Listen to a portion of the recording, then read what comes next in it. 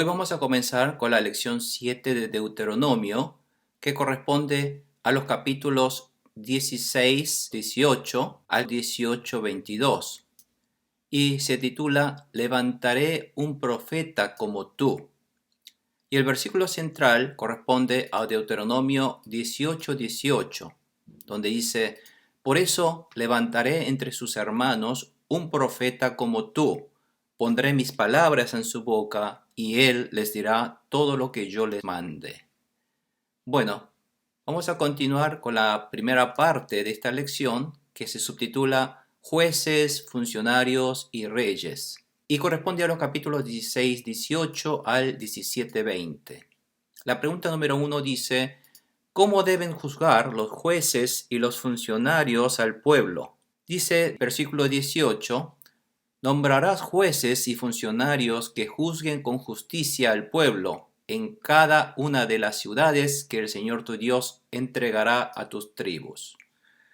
Cuando el pueblo de Israel entre a la tierra de Canaán, van a conquistar esa tierra y luego de la conquista van a tener que distribuirse esa tierra a través de sorteo, y cada cual, diferentes tribus, van a vivir en diferentes lugares, diferentes ciudades fortificadas. Entonces Dios le está diciendo que en estas ciudades donde vivan, van a tener que tener jueces, funcionarios de esas ciudades, que van a ser unos líderes. Entonces, cuando ellos tengan que nombrar jueces y funcionarios del pueblo en cada una de esas ciudades, dice Dios que estos jueces tienen que juzgar con justicia al pueblo. La justicia se refiere no a la justicia del mundo, sino a la justicia de Dios. Y la justicia de Dios es juzgar de acuerdo a su palabra. Es decir, el pueblo de Dios debe vivir de acuerdo a la palabra de Dios y cumplir sus mandamientos, y a su vez, si alguien no cumple o infringe la palabra de Dios, va a tener que juzgar. Y el patrón de juicio de esa persona va a ser basado en la palabra de Dios. Porque el reino de Dios es gobernado con la justicia de la palabra de Dios. Dios gobierna, pero ese gobierno de Dios está regido por las leyes que son la palabra de Dios. La pregunta número 1 siguiente, y dice: para lo cual, ¿en qué deben ser cuidadosos? Versículo 19 dice: no pervertirás la justicia, ni actuarás con parcialidad. No aceptarás soborno, pues el soborno nubla los ojos del sabio y tuerce las palabras del justo. Seguirás la justicia y solamente la justicia, para que puedas vivir y poseer la tierra que te da el Señor tu Dios. Fíjese que para poder juzgar deberán ser imparciales, y para lo cual entonces no deben aceptar sobornos. Estos sobornos en el mundo espiritual vendrían a ser persuasiones del enemigo. Es decir, cuando nosotros tenemos que vivir y juzgar de acuerdo a la palabra de Dios, no debemos ser persuadidos por estos enemigos, que equivaldría a ser un soborno. Por lo tanto, no deben torcer la justicia, y la ley debe ser equitativa para los ricos y pobres por igual. No debe haber diferencias por su nivel económico. Todo este tipo de persuasiones y justicias parciales son persuasiones del enemigo diablo. Por lo tanto, Dios está advirtiendo que para que pueda hacer una justicia tendrá que seguir la palabra de Dios y no permitir y no dar cabida a las persuasiones del enemigo. La pregunta 1 siguiente dice: ¿cómo deben conservar santo el altar que edifiquen para Dios? Si no levantarás ninguna imagen de la diosa Aserá junto al altar que edifiques para el Señor tu Dios. Tampoco erigirás piedras sagradas, porque el Señor tu Dios las aborrece. Dios ordena no contaminar el altar con otros ídolos, porque nuestro Dios no es comparable con estatua de piedra o madera. Nuestra fe en Dios debe ser puro, sin impurezas, con las supersticiones de este mundo. También tenemos que considerar que no debemos ser persuadidos por las costumbres y los pensamientos y las creencias de este mundo, porque hoy día las creencias de este mundo hoy día es pensar que ya Dios no existe más. Creer en Dios es algo del pasado, de la gente es ignorante del pasado.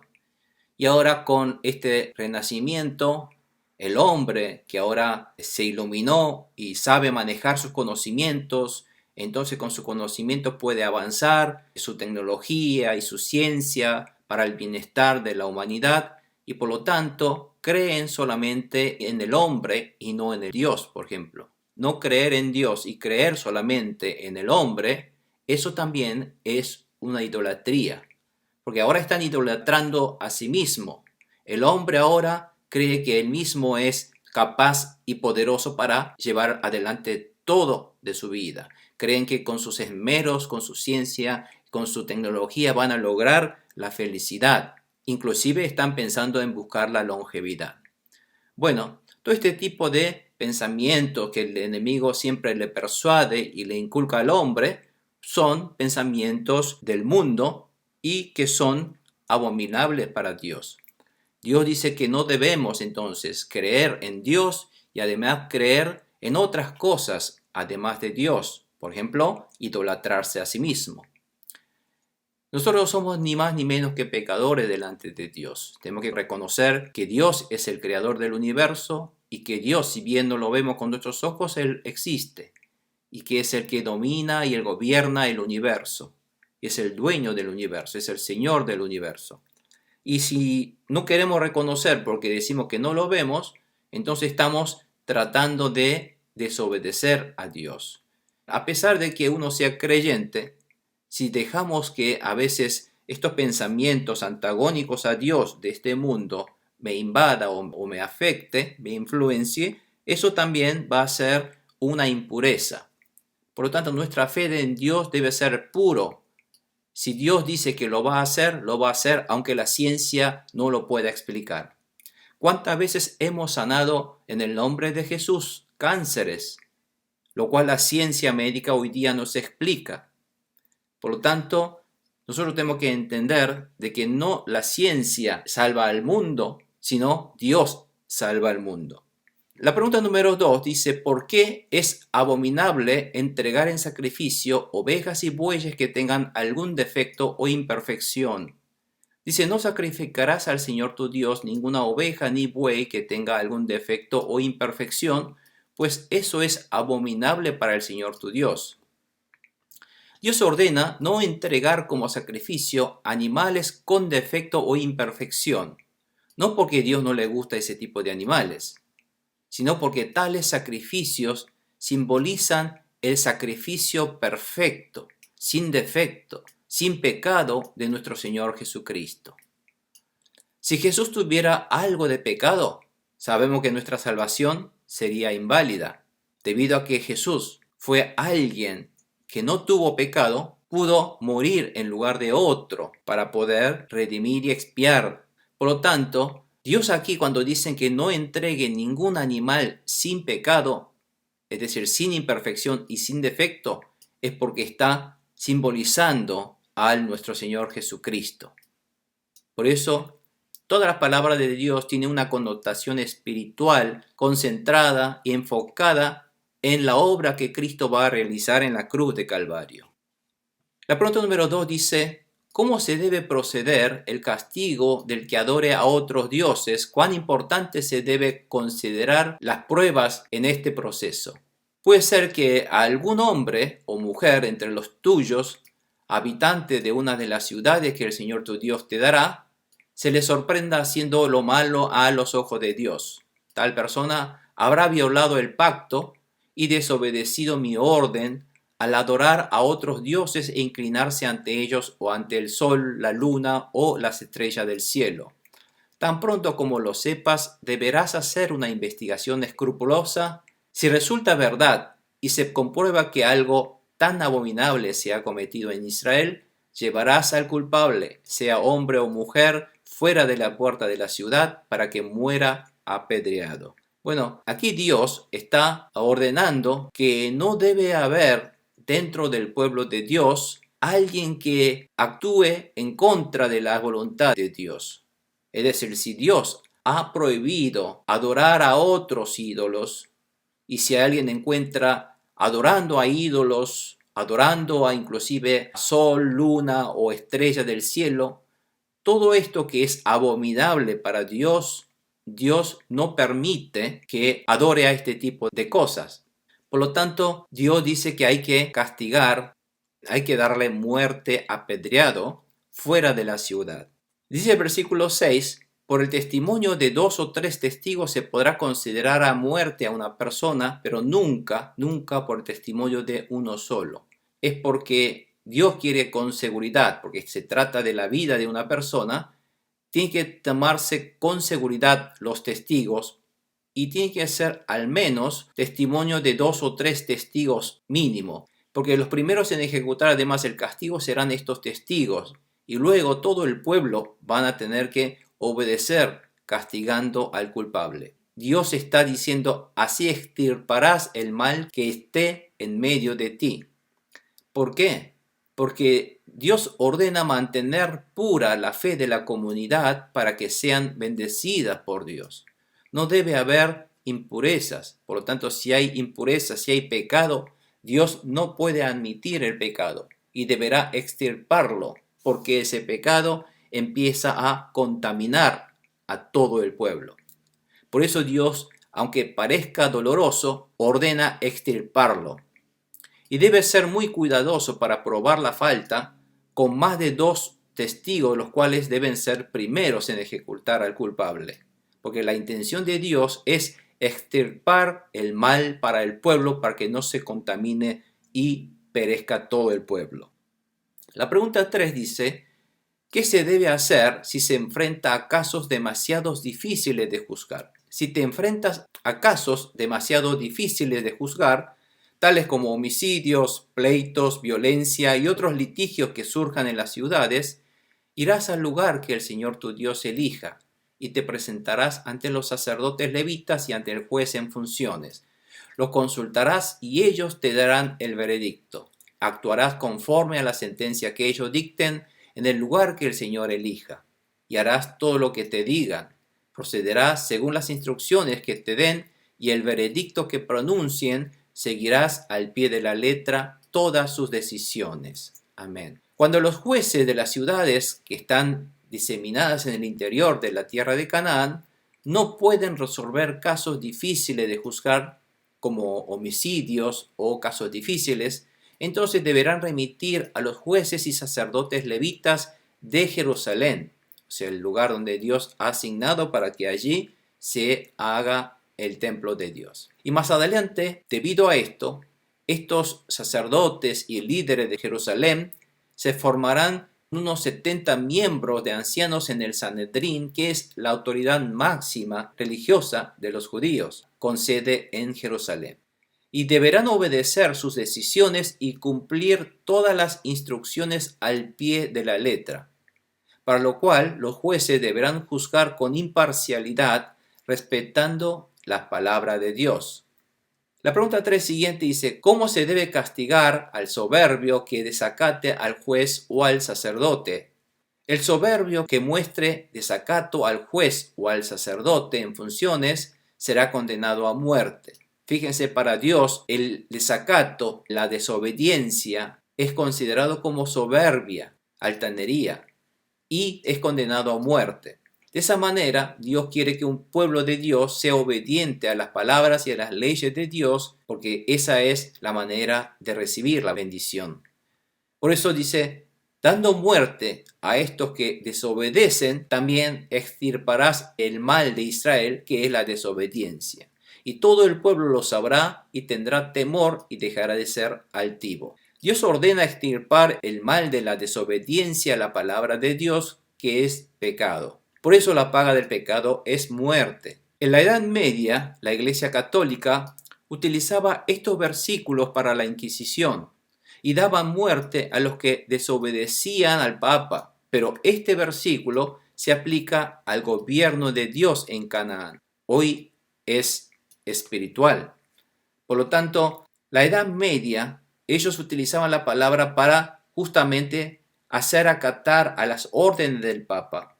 Pero esto en realidad se refiere a la obediencia a la palabra de Dios. Y hoy nosotros tenemos que obedecer estas palabras de Dios. Nosotros no estamos apedreando a alguien, tenemos que perdonar y para que esa persona obedezca a la palabra de Dios.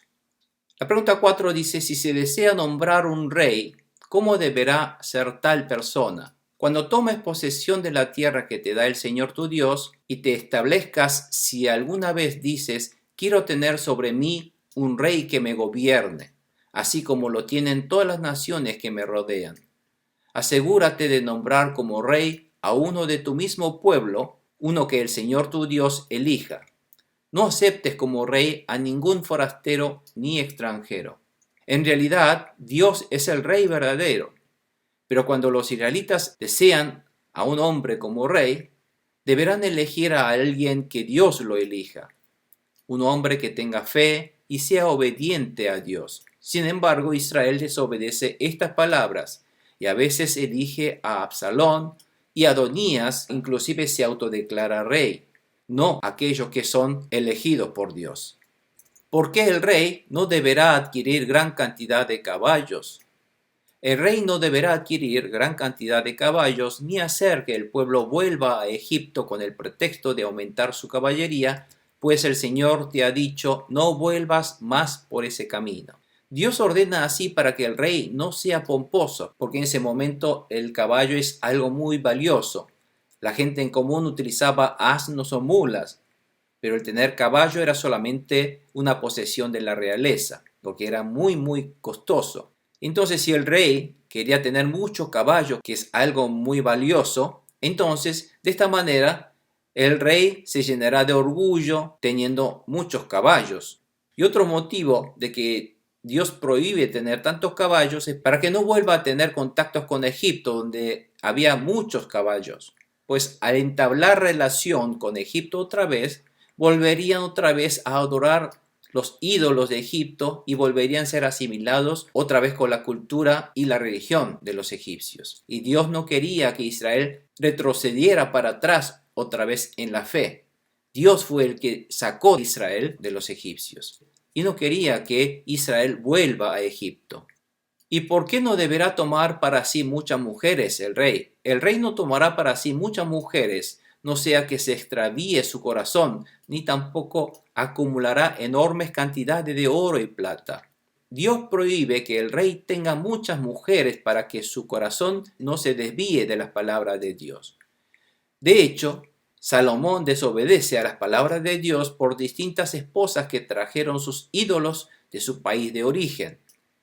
Si el rey ama las cosas de este mundo como el oro y la plata, se hará arrogante y perseguirá la lujosidad de este mundo y perderá su sensibilidad a lo espiritual, a las cosas de Dios. Por lo tanto, en realidad, el verdadero rey que Dios ama, que Dios desea, es aquel rey que haga obedecer al pueblo, que sea un líder que haga obedecer al pueblo la palabra de Dios.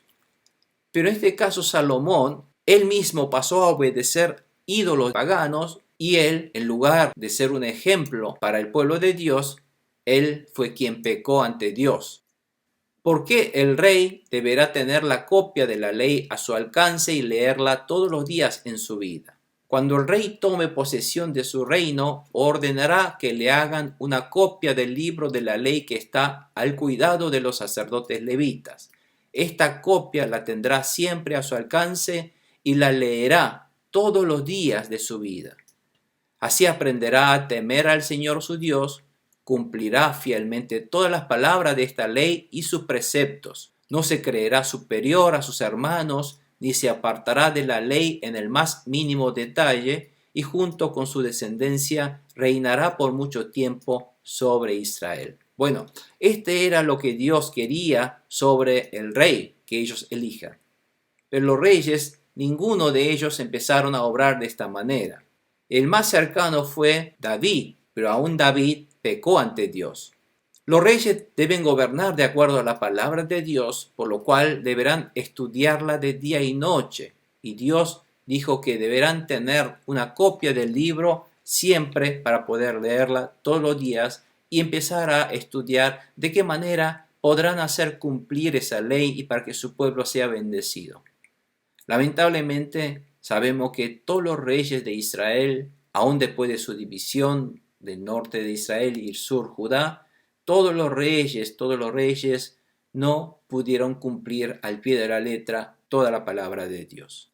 Esto demuestra cuán débil es el ser humano. Es muy fácil de ser engañado por las persuasiones del enemigo y ser atraído por las riquezas y por las cosas y los placeres de este mundo. El hombre es muy susceptible a ser persuadido, para lo cual tenemos que empezar a estudiar, orar y tratar de resistir ese tipo de persuasiones del enemigo. Y cada vez que tengamos persuasiones, tenemos que empezar a orar en el nombre de Jesús y rechazarlo con la ayuda del Espíritu Santo de Dios, porque el hombre no lo puede. El hombre siempre es débil. Desde Adán sabemos que el hombre falló y yo tampoco soy capaz de siempre vencer a este enemigo. Por eso necesitamos la fuerza de alguien que nos pueda superar. Y eso es a través del nombre de Jesús. El único que pudo superar las persuasiones del enemigo únicamente fue Jesucristo. Y necesitamos entonces de este Jesucristo, el Rey que vive en mí, que Él me ayude para poder vencer a todo tipo de persuasiones y los engaños de este enemigo a través de los principios y las creencias de este mundo, que es otra forma de la idolatría hoy día. Bueno, amados hermanos, queremos que entonces nos demos cuenta de que de alguna manera nosotros ahora, si bien no estamos viviendo en Canaán, estamos viviendo dentro de este Canaán espiritual, que es dentro del gobierno de Dios. Pero aún así estamos expuestos a las persuasiones y las tentaciones del enemigo y el hombre es muy susceptible a obedecerle al enemigo que a Dios. Tenemos que empezar a abrir nuestros ojos y ser atentos a la palabra de Dios y en el momento que nos damos cuenta que estamos apartándonos de las leyes, de los mandamientos de Dios, tenemos que arrodillarnos, arrepentirnos y corregir nuestro rumbo para continuar con la palabra de Dios y poder así agradar a Dios. Amén.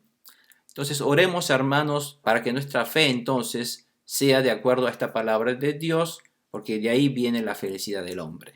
Y Dios quiere que el hombre sea feliz para la gloria de Dios. Oremos. Padre Santo Celestial, te damos gracias por estas palabras de hoy y damos gracias, Señor, por habernos dado estas palabras y que nosotros podamos superar todo tipo de tentaciones y las persuasiones del enemigo.